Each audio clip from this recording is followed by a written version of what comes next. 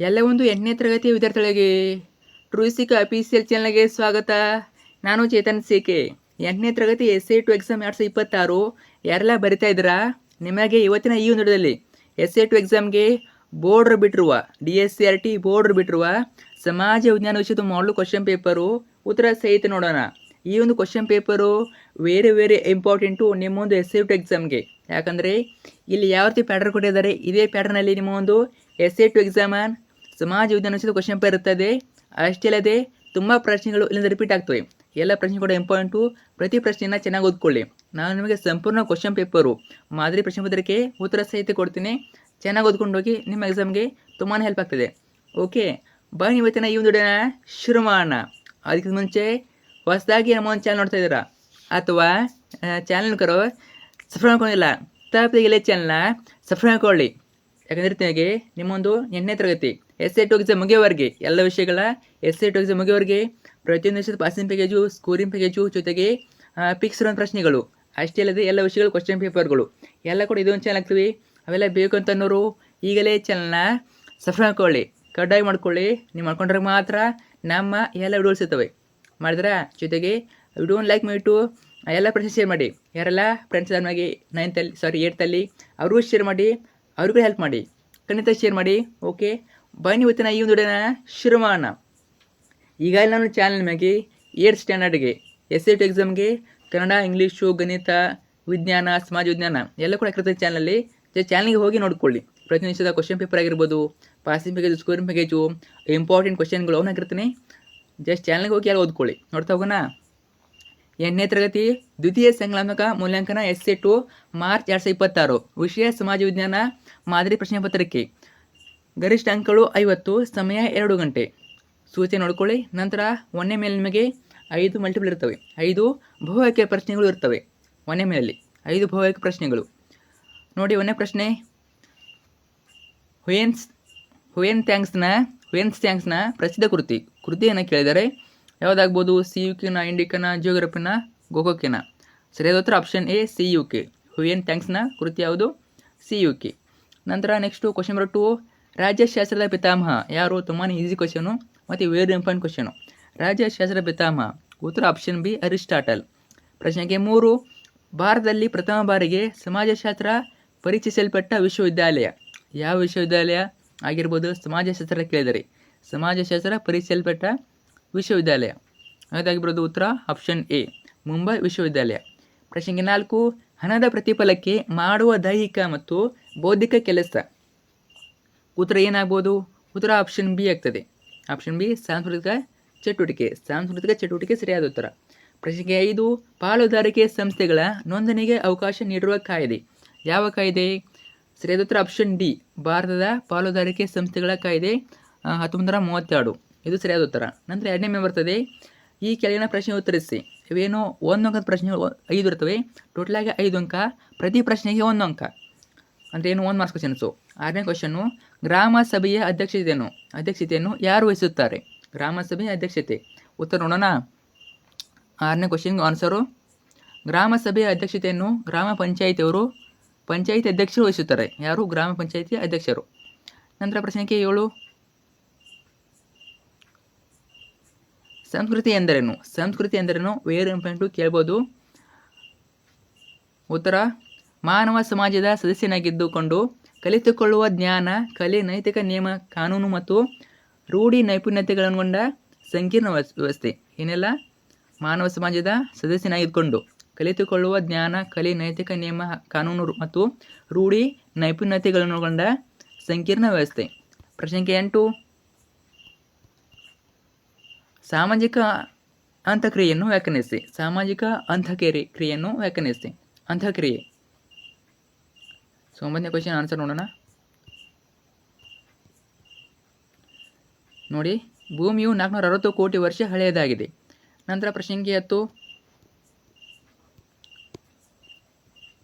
ಇದು 9ನೇ question answer. ಭೂಮಿಯು ಎಷ್ಟು ವರ್ಷ ಹಳೆಯದಾಗಿದೆ. 8ನೇ ಕ್ವಶನ್ ಆನ್ಸರ್ ಕೊಟ್ಟಿದ್ದೀನಿ ನೋಡಿ. ಸೊ 8ನೇ ಕ್ವಶನ್ನು,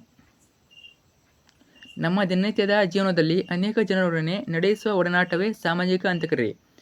ಆಮೇಲೆ 9ನೇ ಕ್ವಶನು, ಭೂಮಿ ಎಷ್ಟು ವರ್ಷ ಹಳೆಯದಾಗಿದೆ. ಅರ್ಥ ಆಯ್ತಾ. ಭೂಮಿಯು 460 ಕೋಟಿ ವರ್ಷ ಹಳೆಯದಾಗಿದೆ. ಇದು ಕೂಡ ಕೇಳ್ಬೋದು. ಇಂಪಾರ್ಟೆಂಟ್ ಮುಂದೆ ಕ್ವಶನ್ ನೋಡ್ಕೊಳ್ಳಿ. ನಂತರ 10ನೇ ಕ್ವಶನ್ನು, ಆಂತರಿಕ ವ್ಯಾಪಾರ ಎಂದರೇನು? ಆಂತರಿಕ ವ್ಯಾಪಾರ ಎಂದರೇನು? ಉತ್ತರ ನೋಡೋಣ. 10ನೇದು ದೇಶದ ಒಳಗೆ ನಡೆಯುವ ವ್ಯಾಪಾರ. ದೇಶದ ಒಳಗೆ ನಡೆಯುವ ವ್ಯಾಪಾರ. ನಂತರ 3ನೇ ಏನು ಬರ್ತದೆ, ಕೆಳಗಿನ ಪ್ರಶ್ನೆಗಳು 2, 3 ವಾಕ್ಯದಲ್ಲಿ ಉತ್ತರಿಸಿ. ಇವೇನು 2 ಅಂಕದ ಪ್ರಶ್ನೆಗಳು 6 ಇರ್ತವೆ. ಟೋಟಲಾಗಿ 12 ಅಂಕ, ಪ್ರತಿ ಪ್ರಶ್ನೆಗೆ 2 ಅಂಕ. ಅರ್ಥ ಆಯ್ತಾ. ಟೋಟಲಾಗಿ 6 ಪ್ರಶ್ನೆ. ಇಲ್ಲಿ ಕೆಲವೊಂದು ಕ್ವಶನ್ಗೆ ನಿಮಗೆ 10 ಕ್ವಶನ್ ಕೊಟ್ಟಿರ್ತಾರೆ. ಎಲ್ಲೂ ಕಾಲ ಮತ್ತೆ ಕೆಲವೊಂದಿಷ್ಟು 5 ಪ್ರಶ್ನೆಗಳಿಗೆ ಮಾತ್ರ 10 ಕ್ವಶನ್ ಇರ್ತವೆ, ನೋಡ್ಕೊಳ್ಳಿ. 11 ಕ್ವಶನ್ನು, ಮೆಹೆಂಜೋದಾರೊವಿನ ಸ್ನಾನದ ಕೊಳದ ವಿಶೇಷತೆಯನ್ನು ವಿವರಿಸಿ. Very important. ಅಥವಾ ಚೀನಾದ ಮಹಾಗೋಡೆಯ ಐತಿಹಾಸಿಕ ಮಹತ್ವ ವಿವರಿಸಿ. ಈ 2 ಪ್ರಶ್ನೆಗೆ ಉತ್ತರ ನೋಡೋಣ. 11ನೇ ಕ್ವಶನ್ನು ನೋಡಿ. 11ನೇ ಕ್ವಶನ್ನು, ಸೂಟ ಇಟ್ಟಿಗೆಗಳಿಂದ ಕಟ್ಟಲಾಗಿದೆ. ಕೊಳದಿಂದ ನೀರಿನ ಸೋರಿಕೆಯಾಗದಂತೆ ಎಚ್ಚರ ವಹಿಸಿದ್ದರು. 2 ಬದಿಯಲ್ಲಿ ಇಳಿಸುವ ಮೆಟ್ಟಿಲುಗಳಿವೆ. ಸ್ನಾನದ ಕೊಳದ ಸುತ್ತಲೂ ಕೊಠಡಿಗಳಿವೆ. ಈ ಕೊಳಕ್ಕೆ ಬಾವಿಯಿಂದ ನೀರನ್ನು ಪೂರೈಸಲಾಗುತ್ತಿತ್ತು. ಬಳಸಿದ ನೀರನ್ನು ಹೊರಬಿಡುವ ವ್ಯವಸ್ಥೆ ಇತ್ತು.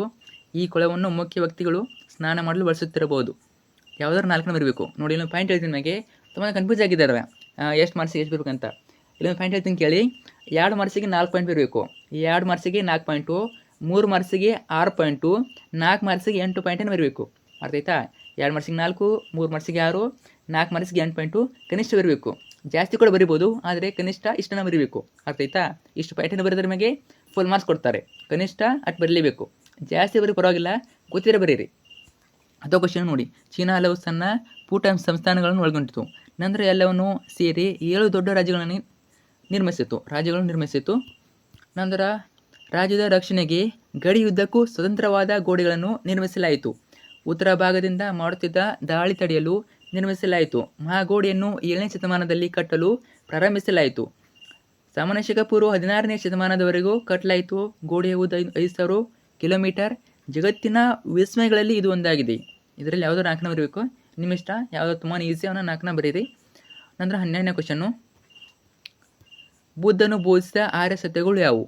ಅಥವಾ ಸನಾತನ ಧರ್ಮದ ವಿಶೇಷತೆಗಳೇನು? ಬುದ್ಧನು ಬೋಧಿಸಿದ 6 ಸತ್ಯಗಳು. 12ನೇ ಕ್ವಶನ್ ಆನ್ಸರ್ ನೋಡೋಣ. ಲೋಕವೆಲ್ಲ ದುಃಖ ಹಾಗೂ ನೋವಿನಿಂದ ಕೂಡಿದೆ. ಆಸೆಯೇ ದುಃಖಕ್ಕೆ ಮೂಲ ಕಾರಣ. ಅತಿಯಾದ ಆಸೆಯಿಂದ ಬಿಡುಗಡೆ ಪಡೆದಾಗಲೇ ನೆಮ್ಮದಿಯ ಬದುಕು ಸಾಧ್ಯ. ಅಷ್ಟಾಂಗ ಮಾರ್ಗದ ಅನುಸರಣೆಯಿಂದ ಆಸೆಯಿಂದ ವಿಮುಕ್ತಿ ಸಾಧ್ಯ.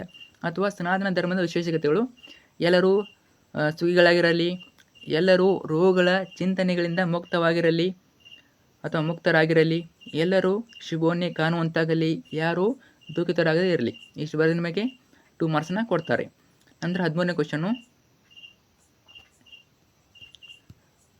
ಪೌರನಾದವನು ಒಂದು ದೇಶದ ಸದಸ್ಯ ಪ್ರಜೆಯಾಗಿ ಹಲವಾರು ಕರ್ತವ್ಯಗಳನ್ನು ನಿರ್ವಹಿಸುತ್ತಾನೆ. ಈ ಹೇಳಿಕೆಯನ್ನು ಸಮರ್ಥಿಸಿ. 13ನೇ ಕ್ವಶನ್ಗೆ ಉತ್ತರ ನೋಡೋಣ. ಉತ್ತರ ನೋಡ್ಕೊಳ್ಳಿ. ಪೌರನ ಕರ್ತವ್ಯಗಳು ಬರೀಬೇಕು. ಸಂವಿಧಾನವನ್ನು ಪಾಲಿಸುವುದು, ರಾಷ್ಟ್ರಗೀತೆ ಮತ್ತು ರಾಷ್ಟ್ರಧ್ವಜ ಗೌರವಿಸುವುದು, ಸ್ವಾತಂತ್ರ್ಯ ಹೋರಾಟಗಾರರ ಆದರ್ಶ ಪಾಲಿಸುವುದು, ಭಾರತದ ಸಾರ್ವಭೌಮತೆ ಮತ್ತು ಅಖಂಡತೆ ಎತ್ತಿ ಹಿಡಿಯುವುದು, ದೇಶದ ಸೇವೆಗೆ ಸಿದ್ಧರುವುದು ಅಥವಾ ದೇಶದ ಸೇವೆ ಮಾಡುವುದು, ದೇಶದ ರಕ್ಷಿಸುವುದು, ದೇಶವನ್ನು ರಕ್ಷಣೆ ಮಾಡಬೇಕು, ದೇಶದ ಸತ್ವವನ್ನು ಕಾಪಾಡುವುದು ಅಥವಾ ದೇಶದ ಸಂಪತ್ತನ್ನು ಕಾಪಾಡೋದಾಗಿರ್ಬೋದು, ಅದು ಕೂಡ ಒಂದು. ನಂತರ ಅಹಿಂಸಾ ನೀತಿಯನ್ನು ಅನುಸರಿಸುವುದು. ಇವೆಲ್ಲ ಪೌರನ ಕರ್ತವ್ಯಗಳು. ನಂತರ ಪ್ರಶ್ನೆ 14, ಕೃಷಿ ಸಮಾಜದ ಲಕ್ಷಣಗಳು ಪಟ್ಟಿ ಮಾಡಿ. ಕೃಷಿ ಸಮಾಜದ ಲಕ್ಷಣಗಳು. 14ನೇ ಪ್ರಶ್ನೆಗೆ ಉತ್ತರ ನೋಡೋಣ. ನೋಡಿ, ಇವೆಲ್ಲ ಬರ್ತವೆ. ಬೇಸಾಯವನ್ನು ಅವಲಂಬಿಸಿ ಬದುಕುವ ಸಮಾಜ. ಕೃಷಿ ಉತ್ಪನ್ನಗಳೇ ಜೀವನಾಧಾರ. ಒಂದು ಕಡೆ ನೆಲೆಸಿರುತ್ತಾರೆ. ಕೃಷಿಯೊಂದಿಗೆ ಇತರೆ ಕಾರ್ಯಗಳಲ್ಲಿ ತೊಡಗಿಕೊಳ್ಳುವವರು ವಿವಿಧ ರೀತಿಯ ಕೌಶಲ್ಯ ಹೊಂದಿರುತ್ತಾರೆ. ಇದರಲ್ಲಿ ಯಾವುದಾದ್ರು 4ನ ಬರೆದರೆ 2 ಅಂಕನ ಕೊಡ್ತಾರೆ. ಕನಿಷ್ಠ 4ನ ಬರೀಬೇಕು. ನೀವು ಹೆಚ್ಚಿಗೆ ಬರೆದು ಪರವಾಗಿಲ್ಲ, ಅದೇನು ತಪ್ಪಾಗೋದಿಲ್ಲ. ಕನಿಷ್ಠ 4ನ ಬರೀರಿ. ನಂತರ ಪ್ರಶ್ನೆಗೆ 15, ಒಂದು ಸ್ಥಳದ ಸನ್ನಿವೇಶ, ದಿಕ್ಕು ಮತ್ತು ಅಂತರವನ್ನು ಹೇಗೆ ನಿರ್ಧರಿಸಲಾಗುತ್ತದೆ? ಹೇಗೆ ನಿರ್ಧಾರ ಮಾಡ್ತಾರೆ? 15 ಕ್ವಶನ್ ಉತ್ತರ ನೋಡೋಣ. ಉತ್ತರ ನೋಡಿ. ಭೂಮಿಯು ಗೋಳಾಕಾರವಾಗಿದೆ. ಆದ್ದರಿಂದ ಸ್ಥಳ, ದಿಕ್ಕು ಮತ್ತು ಅಂತರವನ್ನು ಅಳೆಯುವುದು ಕಠಿಣ. ಆದ್ದರಿಂದ ನಿರ್ದಿಷ್ಟ ಸ್ಥಳ, ದಿಕ್ಕು, ಸನ್ನಿವೇಶ ಮತ್ತು ಅಂತರಂಗಗಳನ್ನು ಅಳೆಯಲು ಕಾಲ್ಪನಿಕ ರೇಖೆಗಳನ್ನು ಎಳೆಯಲಾಗಿದೆ. ಪೂರ್ವ ಪಶ್ಚಿಮವಾಗಿ ಅಕ್ಷಾಂಶಗಳನ್ನು ಹಾಗೂ ಉತ್ತರ ದಕ್ಷಿಣವಾಗಿ ರೇಖಾಂಶಗಳನ್ನು ಎಳೆಯಲಾಗಿದೆ. ಇವುಗಳು ಭೌಗೋಳಿಕ ನಿರ್ದೇಶಾಂಕಗಳಾಗಿದ್ದು ಇವುಗಳ ಮೂಲಕ ಗುರುತಿಸಲಾಗುತ್ತದೆ. ಇದರಲ್ಲಿ ನಾವು ಯಾವ್ದಾರು 4ನ ಬರೀಬೇಕು. ಸೊ 4 ಅಂಶವೇ ನೋಡ್ಕೊಳ್ಳಿ. ಇನ್ನು ಪ್ರಶ್ನೆ 16, ವೇಟ್ ಮಾಡಿ. ಸಹಕಾರಿ ಸಂಘಗಳ ವಿಧಗಳನ್ನು ವಿವರಿಸಿ. ಸಹಕಾರಿ ಸಂಘಗಳ ವಿಧಗಳು. ಉತ್ತರ ನೋಡೋಣ. ನೋಡಿ, ಸಾಲದ ಸಹಕಾರಿ ಸಂಘಗಳು, ಮಾರುಕಟ್ಟೆ ಸಹಕಾರಿ ಸಂಘಗಳು, ಉತ್ಪಾದಕರ ಸಹಕಾರಿ ಸಂಘಗಳು, ಗ್ರಾಹಕರ, ಬೇಸಾಯಗಾರರ, ಗೃಹ ನಿರ್ಮಾಣ, ಆಮೇಲೆ ವಿವಿಧ ರೀತಿಯ ಸಹಕಾರಿ ಸಂಘಗಳು ಬರ್ತವೆ. ಯಾವುದಾದ್ರು 4ನೇ ಬರೆದರೆ ಸಾಕಾಗ್ತದೆ. ನಂತರ ಪ್ರಶ್ನೆ 17, ಕೆಳಗಿನ ಪ್ರಶ್ನೆ 3, 4 ವಾಕ್ಯಗಳು ಉತ್ತರಿಸಿ. ಇವೇನು 3 ಅಂಕದ ಪ್ರಶ್ನೆಗಳು, 3 ಮಾರ್ಕ್ ಕ್ವಶನ್ಸು 5 ಇರ್ತವೆ. ಟೋಟಲಾಗಿ 15 ಅಂಕ. ಪ್ರತಿ ಪ್ರಶ್ನೆಗೆ 3 ಅಂಕ. ಎಷ್ಟು ಬರಬೇಕು? 5 ಕ್ವಶನ್ ಬರಬೇಕು. ನೋಡಿ, ವೆರಿ ಇಂಪಾರ್ಟೆಂಟ್ 17ನೇ ಕ್ವಶನು, ವೆರಿ ಇಂಪಾರ್ಟೆಂಟು, ರಿಪೀಟ್ ಆಗ್ಬೋದು. ಗುಪ್ತರ ಕಾಲು ಸಾಹಿತ್ಯದ ಸುವರ್ಣಯುಗ ಸಮರ್ಥಿಸಿ. ವೆರಿ ಇಂಪಾರ್ಟೆಂಟು, ಸಾಹಿತ್ಯದ ಸುವರ್ಣಯುಗ ಅಥವಾ ಗುಪ್ತರ ಕಾಲನ್ನು ಸುವರ್ಣಯುಗ ಎಂದು ಕರೆಯುವರು ಏಕೆ ಕೇಳ್ತಾರೆ. ಅರ್ಥ ಆಯ್ತಾ? ಆಮೇಲೆ 17 ಕ್ವಶನ್ ಆನ್ಸರ್ ನೋಡೋಣ. 17ನೇ ಕ್ವಶನು ಉತ್ತರ ನೋಡೋಣ, ವೇಟ್ ಮಾಡಿ. ನೋಡಿ, ಈಗ 3 ಮಾರ್ಕ್ಸು ಎಷ್ಟು ಬರಬೇಕು? 8 ಪಾಯಿಂಟು 6 ಪಾಯಿಂಟ್ ಬರಬೇಕು. 3 ಮಾರ್ಕ್ಸಿಗೆ 6 ಪಾಯಿಂಟು. ಗುಪ್ತರು ಹಲವಾರು ಕವಿಗಳಿಗೆ ಆಶ್ರಯದಾತರಾಗಿದ್ದರು. ಸಮುದ್ರಗುಪ್ತನು ಸ್ವತಃ ಕವಿಯಾಗಿದ್ದನು. 2ನೇ ಚಂದ್ರಗುಪ್ತನು ಸಾಹಿತ್ಯಕ್ಕೆ ಪ್ರೋತ್ಸಾಹ ನೀಡಿದನು. ಕಾಳಿದಾಸ ಕವಿ ಮತ್ತು ನಾಟಕಗಾರರಾಗಿದ್ದು ಅನೇಕ ಕೃತಿಗಳನ್ನು ರಚಿಸಿದ್ದಾರೆ. ಕಾಳಿದಾಸ ಅಭಿಜ್ಞಾನ ಶಾಕುಂತಲ, ಶೂದ್ರಕ, ಮುಚ್ಚಕಟಿಕ, ಶಾಖದತ್ತನ, ಮುದ್ರ ರಾಕ್ಷಸ ಅಥವಾ ಮುದ್ರಾ ರಾಕ್ಷಸ ಕರೀತಾರೆ, ಧರ್ಮಶಾಸ್ತ್ರಗಳು ಮತ್ತು ಪುರಾಣಗಳು ಸೃಷ್ಟಿಯಾದವು. ಶ್ರೇಷ್ಠ ವಿಜ್ಞಾನಿಗಳಾದ ವರಾಹಮಿಹಿರ, ಭಾಸ್ಕರ, ಆರ್ಯಭಟ, ಚರಕ ಮತ್ತು ಸುಶ್ರುತ ಅನೇಕ ಕೊಡುಗೆಗಳನ್ನು ನೀಡಿದ್ದಾರೆ. ಚರಕ ಸಂಹಿತೆ ಮತ್ತು ಸುಶ್ರುತ ಸಂಹಿತೆ ರಚಿಸಿದ್ದಾರೆ. ಯಾವುದೋ 6 ಅಂಶಗಳನ್ನ ಬರೀಬೇಕಾಗಿರ್ತದೆ 3 ಮಾರ್ಕ್ಸಿಗೆ. ಪ್ರಶ್ನೆ 18 ನೋಡೋಣ. 18, ಚೋಳರ ಗ್ರಾಮಾಡಳಿತದ ಪ್ರಮುಖ ಲಕ್ಷಣ ಪಟ್ಟಿ ಮಾಡಿ. ಇದು ಕೂಡ ಇಂಪಾರ್ಟೆಂಟು, ಚೋಳ ಗ್ರಾಮಾಡಳಿತ. ಪ್ರಶ್ನೆ 18ಕ್ಕೆ ಉತ್ತರ ನೋಡೋಣ. ಪ್ರಶ್ನೆ 18, ಉತ್ತರ ನೋಡ್ಕೊಳ್ಳಿ ನೀವು. ಗ್ರಾಮದ ಸ್ವಯಂ ಆಧಿಪತ್ಯದ ಬೆಳವಣಿಗೆ ಅಥವಾ ಸ್ವಯಂ ಆಧಿಪತ್ಯದ ಬೆಳವಣಿಗೆ. ಗ್ರಾಮ ಸಭೆಗಳು ಪ್ರಥಮ ಸಭೆಗಳಾಗಿದ್ದವು. ತರಕುರಂ ಒಂದು ಹಳ್ಳಿ, ಬಂಧು ಹಳ್ಳಿ. ಪ್ರತಿ ಕುರಂಗೂ ಮಹಾಸಭೆ ಎನ್ನುವ ಗ್ರಾಮ ಸಭೆ ಇದ್ದಿತು. ಇವೆಲ್ಲ ಪಾಯಿಂಟ್ ಬರ್ತವೆ. ವಿಡಿಯೋನ ಪಾಲ್ಗೊಂಡು ಪಾಯಿಂಟ್ಸ್ನ ಓದ್ಕೊಳ್ಳಿ ನೀವು. ನಂತರ ಕ್ವಶನ್ ಮಾರ್ಕ್ 19,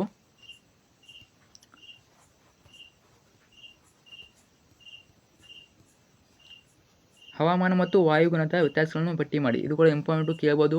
19ನೇ ಕ್ವಶನ್ನು, ಉತ್ತರ ನೋಡೋಣ. ನೋಡಿ, ಹವಾಮಾನ, ವಾಯುಗುಣ. ಹವಾಮಾನ ಒಂದು ಸ್ಥಳದ ಅಲ್ಪಾವಧಿಯ ವಾಯುಮಂಡಲದ ಪರಿಸ್ಥಿತಿಯನ್ನು ಹವಾಮಾನ ಎನ್ನುವರು. ವಾಯುಗುಣ ಒಂದು ಪ್ರದೇಶದ ದೀರ್ಘಾವಧಿಯ ಹವಾಮಾನ ಸ್ಥಿತಿಯನ್ನು ವಾಯುಗುಣ ಎನ್ನುವರು. ಹವಾಮಾನಕ್ಕೆ ಉದಾಹರಣೆ ಏನು ಬರ್ತವೆ ನೋಡಿ. ಉದಾಹರಣೆ ಮೋಡಯುಕ್ತ ಪ್ರಖರ ಬಿಸಿಲು ಶುದ್ಧ ಹವಾಮಾನ.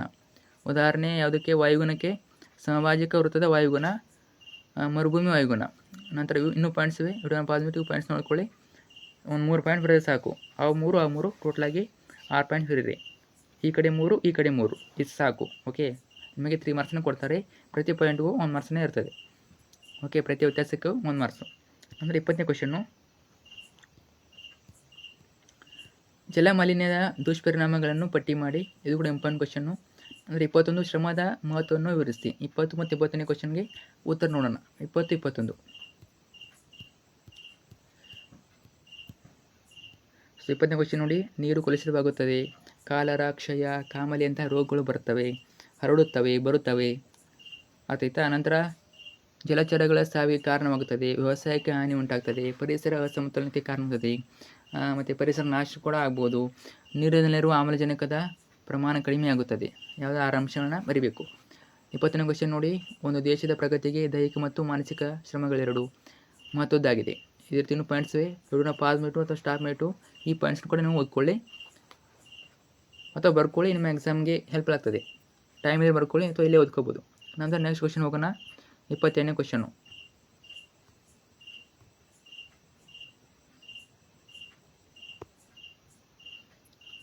ಕೆಳಗಿನ ಪ್ರಶ್ನೆಗಳಿಗೆ 6ರಿಂದ 8 ಅಂಕಗಳು ಉತ್ತರಿಸಿ. ಇವೇನು 4 ಪ್ರಶ್ನೆ 2 ಇರ್ತವೆ. ಟೋಟಲಾಗಿ 8 ಅಂಕ. ಪ್ರತಿ ಪ್ರಶ್ನೆಗೆ 4 ಅಂಕ. ಇರೋದು 2 ಕ್ವಶನು. ಅರ್ಥಾಯ್ತಾ? 22, ಪ್ರಜಾಪ್ರಭುತ್ವ ವ್ಯವಸ್ಥೆಯ ಪ್ರಮುಖ ಲಕ್ಷಣ ಪಟ್ಟಿ ಮಾಡಿ ಅಥವಾ ವಿವರಿಸಿ ಕೇಳ್ತಾರೆ. ಪಟ್ಟಿ ಮಾಡಿ ಅಥವಾ ವಿವರಿಸಿ ಕೇಳ್ತಾರೆ. ನಂತರ 23, ಸಾಗರದ ಉಬ್ಬರ ಇಳಿತಗಳು ಮಾನವನ ಜೀವನಕ್ಕೆ ಸಹಕಾರಿಗೆ ಸಮರ್ಥಿಸಿ. 22, 23 ಇವು ಕೂಡ ಇಂಪಾರ್ಟೆಂಟು. 2 ಪ್ರಶ್ನೆಗೆ ಉತ್ತರ ನೋಡೋಣ. 22 ಮತ್ತು 23 ನೋಡಿ. 22ನೇ ಕ್ವಶನು, ಜನತಾ ಸರ್ಕಾರವಾಗಿದೆ. ಪ್ರತಿನಿಧಿಗಳನ್ನು ಜನರೇ ಚುನಾಯಿಸುತ್ತಾರೆ. ಇನ್ನು ಪಾಯಿಂಟ್ಸ್ ಇವೆ ನೋಡ್ಕೊಳ್ಳಿ. ಇವೆಲ್ಲ ಪಾಯಿಂಟ್ಸು ಬರೀಬೇಕು. 4 ಮಾರ್ಕ್ಸಿಗೆ 8 ಪಾಯಿಂಟನ್ನು ಬರೀಬೇಕು, ಕನಿಷ್ಠ 8. 23 ಕೂಡ ಆನ್ಸರ್ ಇದೆ ನೋಡ್ಕೊಳ್ಳಿ. ದೊಡ್ಡ ನೌಕಾಯಾನಕ್ಕೆ ಉಪಯುಕ್ತವಾಗಿದೆ. ಬಂದರು ಮತ್ತು ಹಡಗು ನಿಲ್ದಾಣ ನಿರ್ಮಿಸಲು ಸಹಕಾರಿ. ಇದೇ ರೀತಿ ಪಾಯಿಂಟ್ಸ್ ಇವೆ. ವಿಡಿಯೋನ ಪಾಸ್ಬಿಟ್ಟು ಪಾಯಿಂಟ್ಸ್ ಬರ್ಕೊಳ್ಳಿ ಅಥವಾ ನೀವು ಇಲ್ಲೇ ಓದ್ಕೋಬೋದು. ನೋಡ್ಕೊಳ್ಳಿ. ನೆಕ್ಸ್ಟ್ ಕ್ವಶನ್ ಹೋಗೋಣ, ಲಾಸ್ಟ್ ಕ್ವಶನು. ಏನು? ಭಾರತ ನಕ್ಷೆಯನ್ನು ಬರೆದು ಈ ಕೆಳಗಿನ ಸ್ಥಳ ಗುರುತಿಸಿ. ಭಾರತ ನಕ್ಷೆ ಬರಿಬೇಕು, ತೆಗೆದುಬಿಟ್ಟು ಚಿತ್ರ ನಕ್ಷೆ ಬರೆದ್ಬಿಟ್ಟು ಸ್ಥಳ ಗುರುತಿಸ್ಬೇಕು. ಅರ್ಥ ಆಯ್ತಾ? ಅವ್ರು ಕೊಡೋದಲ್ಲ, ನೀವೇ ನಕ್ಷೆನ ಬರೀಬೇಕು. ನಕ್ಷೆ ಬರೆಯೋದಕ್ಕೆ 1 ಅಂಕ, ಈ ಸ್ಥಳ 4 ಸ್ಥಳ ಗುರುತಿಸೋದಕ್ಕೆ 4 ಅಂಕ. ಟೋಟಲಾಗಿ 5 ಮಾರ್ಕ್ಸಿಗೆ ಕೇಳ್ತಾರೆ. Total 5 marks. ನೋಡಿ, ಇವೆಲ್ಲ ಇಂಪಾರ್ಟೆಂಟು. ತಲಕಾಡು, ಅಜಂತ, ಕಂಚಿ, ಹಿಮಾಲಯ, ಪರ್ವತ ಶ್ರೇಣಿ ಇವನ್ನೇ ಕೇಳ್ಬೋದು ಅಥವಾ ಬೇರೆ ಕೂಡ ಕೇಳ್ಬೋದು, ಹೇಳೋಕ್ಕಾಗಲ್ಲ. ಒಟ್ಟಿನಲ್ಲಿ ನಿಮಗೆ 5 ಮಾರ್ಕ್ಸಿಗೆ ಭಾರತ ನಕ್ಷೆ ಕೇಳ್ತಾರೆ. ನೀವೇ ತೆಗಿಬೇಕು, ನಕ್ಷೆಯನ್ನು ತೆಗೆದುಬಿಟ್ಟು ಸ್ಥಳಗಳನ್ನು ಗುರುತಿಸ್ಬೇಕು. ನಕ್ಷೆ ತೆಗಿಯೋಕ್ಕೆ, ಭಾರತ ನಕ್ಷೆ ತೆಗಿಯೋಕ್ಕೆ 1 ಅಂಕ. 24ನೇ ಕ್ವಶನ್ ನಮ್ಗೆ ಹೇಳ್ಬಿಡ್ತೀನಿ ಅದನ್ನು ಕೂಡ. ಸೊ ನೋಡಿ ಇಲ್ಲಿ, ಸೊ ಆನ್ಸರ್ ಇದೆ, ಇಲ್ಲಿ ಅಬ್ಸರ್ವ್ ಮಾಡ್ಬೋದು ನೀವು. ಸೊ ಭಾರತ ನಕ್ಷೆ ತೆಗಿಬೇಕು ನೀವು ನಿಮ್ಮ ಕೈಯಿಂದನೇ ತೆಗೆದುಬಿಟ್ಟು. ನೋಡಿ, ಈಗೆಲ್ಲ ಪ್ರಾಕ್ಟೀಸ್ ಮಾಡ್ಕೊಳ್ಳಿ ನೀವು. ಇಲ್ಲಿ ಸ್ಥಳ ಬರ್ತವೆ ನೋಡಿ, ತಲಕಾಡು, ಕಂಚಿ, ಅಜಂತ ಮತ್ತು ಇವೆಲ್ಲ ಬರ್ತವೆ ನೋಡಿ. ಟೋಟಲಾಗಿ 5 ಮಾರ್ಕ್ಸು. ಸೊ ಇಷ್ಟೊಂದು ಕ್ವಶನ್ ಪೇಪರು ಈಗಾಗಲೇ ಚಾನಲ್ ಮೇಲೆ ಎಲ್ಲ ಹಾಕಿರ್ತೀನಿ. SE 2 ಎಕ್ಸಾಮ್ಗೆ 8ನೇ ತರಗತಿ ಕನ್ನಡ, ಇಂಗ್ಲೀಷು, ಗಣಿತ, ಸಮಾಜ ವಿಜ್ಞಾನ, ಹಿಂದಿ ಎಲ್ಲ ವಿಷಯದ ಕ್ವಶನ್ ಪೇಪರ್ಸು ಉತ್ತರ ಸಹಿತ ಅವೈಲೇಬಲ್ ಇರ್ತವೆ. ಜಸ್ಟ್ ಚಾನಲ್ಗೆ ಹೋಗಿ ಎಲ್ಲ ನೋಡ್ಕೊಳ್ಳಿ. ಸಾಧ್ಯ ಅದರ ಮೇಲೆ ಇನ್ನೊಂದು ಸೆಟ್ ಹಾಕ್ತೀನಿ ಕ್ವಶನ್ ಪೇಪರು, ಅಥವಾ ಒಂದು ಪಾಸಿಂಗ್ ಪ್ಯಾಕೇಜ್, ಸ್ಕೋರಿಂಗ್ ಪ್ಯಾಕೇಜ್ ಹಾಕಿರ್ತೀನಿ. ಪಾಸಿಂಗ್ ಪ್ಯಾಕೇಜ್ ಆಗಿರಲಿ, ಸ್ಕೋರಿಂಗ್ ಪ್ಯಾಕೇಜ್ ಆಗಿರಲಿ, ಇಂಪಾರ್ಟೆಂಟ್ ಕ್ವಶನ್ ಆಗಿರಲಿ ಹಾಕಿರ್ತೀನಿ. ಚೆನ್ನಾಗಿ ಓದ್ಕೊಳ್ಳಿ, ನಿಮ್ಮ ಎಕ್ಸಾಮ್ಗೆ ತುಂಬಾ ಯೂಸ್ಫುಲ್ಲು. ಫ್ರೆಂಡ್ಸ್ ಶೇರ್ ಮಾಡಿ, ಏನೇ ಡೌಟ್ ಇರಲಿ ಕಮೆಂಟ್ ಮಾಡಿ. ನಾನು ರಿಪ್ಲೈ ಕೊಡ್ತೀನಿ ಅಥವಾ ನೆಕ್ಸ್ಟ್ ಡೇಲಿ ಮಾಹಿತಿ ಕೊಡ್ತೀನಿ. Thank you so much.